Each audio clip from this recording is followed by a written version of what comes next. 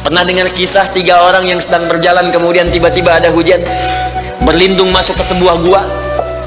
Begitu masuk di dalam gua itu, kisahnya sangat populer sekali, sampai ada di Sahih Al-Bukhari, sampai sekarang sering dikisahkan.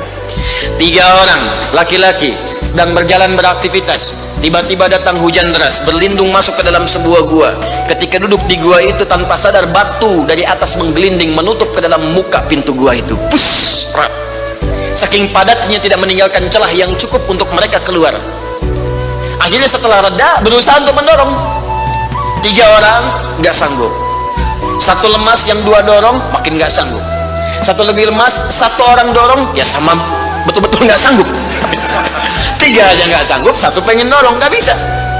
Akhirnya yang paham rumus ini, dari 3 orang itu mulai berkata kepada teman yang 2, ini mustahil kita bisa kemudian tuntaskan kecuali kita bertawasul dengan amal soleh yang pernah kita kumpulkan dalam hidup.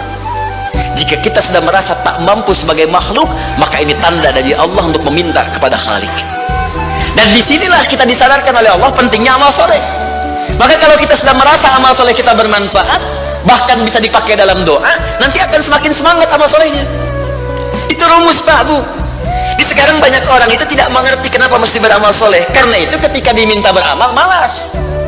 Maghrib sudah sholat, begitu isya adzan, Allahu Akbar, Allahu Akbar. Ayo isya, kok cepet amat, barusan udah maghrib sekarang isya lagi. Tapi kalau orang yang mengerti, Allahu Akbar, mudah-mudahan tiap menit sholat. Kata bisa minta, bukankah dalam sholat itu minta? Ya, Rabbighfirli warhamni wajburni warfa'ni, permintaan semua. Dalam sujud minta lagi, minta,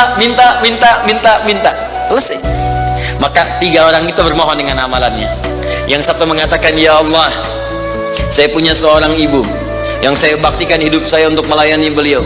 Saya bekerja pulang, kemudian tidak pernah saya mengambil sesuatu sebelum ibu saya dulu. Apa yang saya lakukan sebelum tidur, saya kemudian siapkan susu untuknya saat bangun, kemudian saya berikan terlebih dahulu. Saya tidak pernah menyentuh makanan sebelum ibu saya terlebih dahulu menyentuhnya. Satu kali saya datang, ya Allah, mendapati beliau sudah tertidur, maka saya tidak berani menyentuh kemudian makanan itu. Dan saya punya kebiasaan ketika bangun saya siapkan air susu.